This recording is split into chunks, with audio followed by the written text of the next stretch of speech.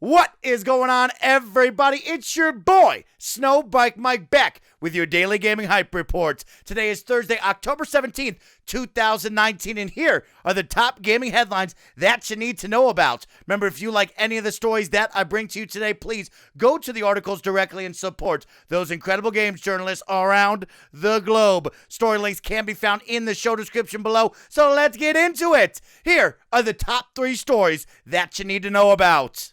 Story number 1. Everything announced at Riot's League of Legends 10th anniversary celebration. This story from IGN.com by Matt Kim. The story reads, Riot Games celebrated 10 years of League of Legends on Tuesday with a big blowout live stream. The big anniversary show featured several new announcements from Riot Games, including a new champion in League of Legends and multiple new video game announcements. All right, everybody out there listening and or watching, I am going to give you the hypest announcements that I took away from this article, but please go directly to IGN.com, check out this article, give it a click, and go through all of the detailed announcements that Riot gave us. This is so big, so massive, and so many awesome announcements. I'm just going to give you the ones that I loved the most. So let's get into it. New League of Legends champion Senna. League of Legends will have a new champion for the Rift next month. Fans rightfully guessed online that the new champion would be Senna, and they're correct. Senna was originally trapped in Thresh's lantern as revealed in Lucian's story, but she's ready to join the fray. Senna will have a marksman-like playstyle, and she's the newest support character to join Riot's massive League of Legends roster. Senna will be available in public beta on October 29th and will be officially live on November 10th.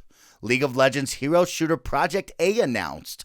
Riot Games announced Project A, a competitive character-based tactical shooter for PC. The game is set on a near-future Earth and includes a roster of characters, each with unique abilities. Riot is promising more information sometime in 2020. Riot's fighting game Project L detailed. Project L is Riot's long-rumored fighting game set in the League of Legends universe.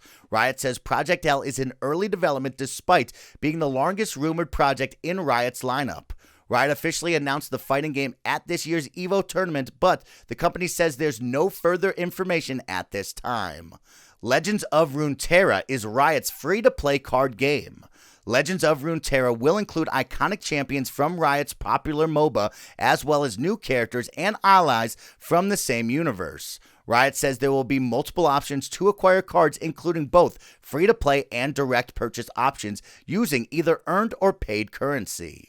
Wild Rift is League of Legends for mobile and consoles. Riot Games officially announced a mobile and console version of League of Legends subtitled Wild Rift. The 5v5 MOBA will feature similar gameplay as League of Legends on PC, but adapted for mobile and console platforms. Wild Rift includes a new twin-stick control scheme, and the gameplay has been overhauled for 15 to 18-minute matches.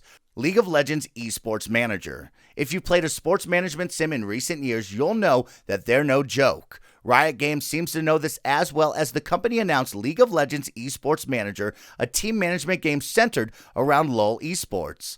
Players will build world-class League of Legends esports teams by signing players to their teams. LoL Esports Manager will be an ongoing game, and Riot announced a revenue-sharing plan with featured pro teams, which seems to suggest real players and their data will be used for esports management sim.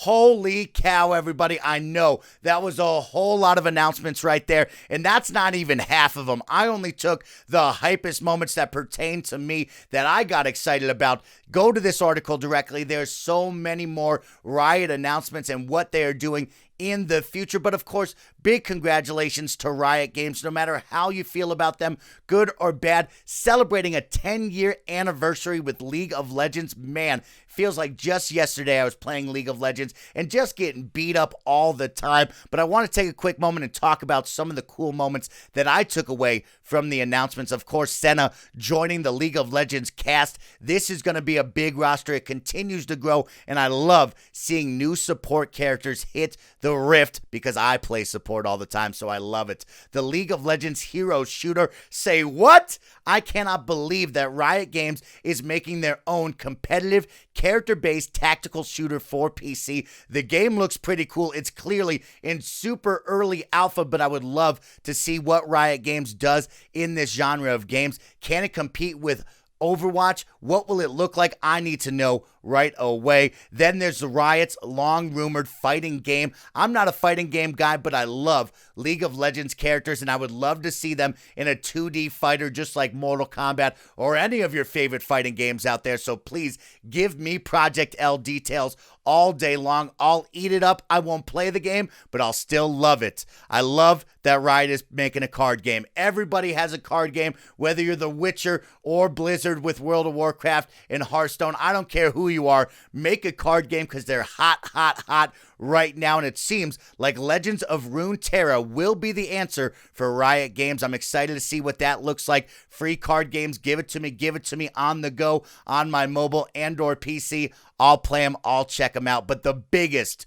announcement that I took away from this 10-year anniversary stream was, of course, Wild Rift. I have only played a couple of PC games in my life because I'm not a big PC guy, but two of those games are World of Warcraft and League of Legends, and both of those games I have always said to myself, man, I wish these games would come to console so I, a console pleb, could play them all the time. And now Riot Games and League of Legends are bringing one of my favorite games over to me with Wild Rift. I am sold.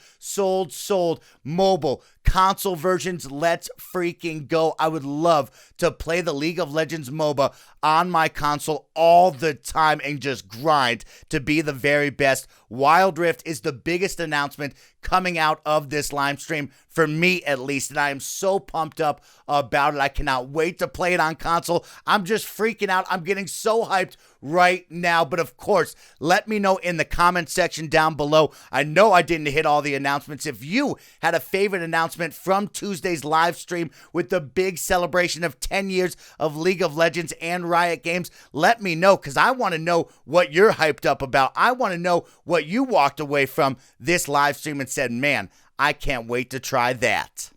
Story number 2. Analogue Pocket announced stylish handheld will play all Game Boy games ever. This story from IGN.com by Joe Screbbles. The story reads, Analogue has announced the Analogue Pocket, a stylish third-party handheld that will play Game Boy, Game Boy Color, and Game Boy Advance games. It will be available in 2020 for $199. Designed by the same team that released the excellent Super NT and Mega SG consoles, the Analogue Pocket has a similar philosophy to allow you to play cartridge-based retro games in the best possible quality without any emulation. In this case, Analogue promises that the Pocket will play every Game Boy, Game Boy Color, and Game Boy Advance game out of the box. Cartridge adapters will apparently allow the Pocket to play the likes of Game Gear, Neo Geo Pocket Color, and Atari Lynx games too. The Pocket will display those games on a 3.5-inch LCD screen at 1600 by 1440, 10 times the resolution of the original Game Boy. Analogue will also release the Analogue Dock, which works similar to the Nintendo Switch, allowing you to directly output the Pocket display to your TV. Games can be played with the wireless 8-bit DOE controllers or wired USB controllers. No price has been revealed for the dock. Hold up, everybody. I just went out and bought myself a brand new Game Boy Advance just a month ago so I could return to all of my favorite Game Boy games. And now you're telling me Analogue is coming out with the slickest, the prettiest, and the most fire handheld I've ever seen in my entire life with the Analogue Pocket. People, you need to stop what you're doing right now. Go look up this handheld right now, because Analogue knocked it out the park with the design, the screen, and the idea to be able to play all my favorite Game Boy, Game Boy Color, and Game Boy Advance games. Oh my gosh, I'm so hyped. And the idea of even being able to dock it, maybe capture it and stream it, or just play Game Boy games on my TV, that sounds like a great time. I'm hyped up right now about the Analogue Pocket coming in 2020 for $199. Take my money. And now for our final story of your Thursday Hype Report. Story number 3. Pokemon Sword and Shield revealed Gen 1 Gigantamax forms, including Fat Pikachu and Long Meowth. This story from GameSpot.com by Kevin Kesnovic. The story reads, just as teased, the Pokemon Company dropped a new trailer for Pokemon Sword and Shield. The video gave us our first look at new Gigantamax forms that a handful of classic Gen 1 Pokemon such as Pikachu and Charizard will be able to take on in the upcoming Switch games. The trailer began with Pikachu, which resembles its original chubby incarnation when it Gigantamaxes. In this form, its electric-type attacks become G-Max Volt Crash, which dishes out damage and also paralyzes all opponents. The other starter from the Pokemon Let's Go games, Eevee, will also be able to Gigantamax in Sword and Shield. When it transforms, the fur around its neck becomes extra fluffy and the normal type attacks turn into G-Max Cuddle. In addition to dealing damage, this move causes Pokemon of the opposite gender to become infatuated, which may prevent them from attacking. Other classic Pokemon that can take on new forms when they Gigantamax include Butterfree, Charizard, and Meowth. Butterfree's wings expand to Mothra-like proportions, while Charizard's wings are formed out of flames. Meowth, meanwhile, is hilariously elongated.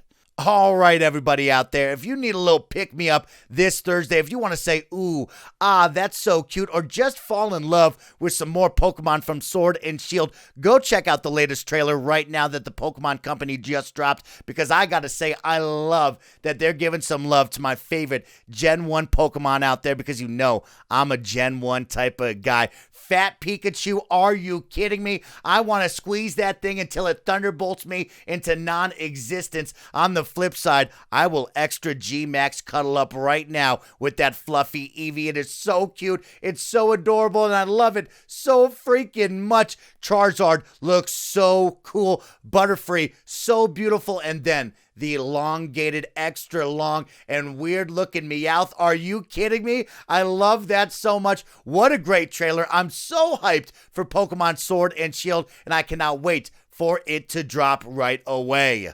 And with that, that will conclude this Thursday, October 17th, 2019 Hype Report. It's your boy SnowBikeMike reminding you, if you liked any of the gaming stories that I brought to you today, please go to the show description below. I've left you all the article links there. You can give them a click and support those incredible games journalists around the globe. You have now been caught up for your Thursday, and you are so close, this close to your weekend. So keep working hard and have a fantastic day, gamers. I'll see you back here for Friday.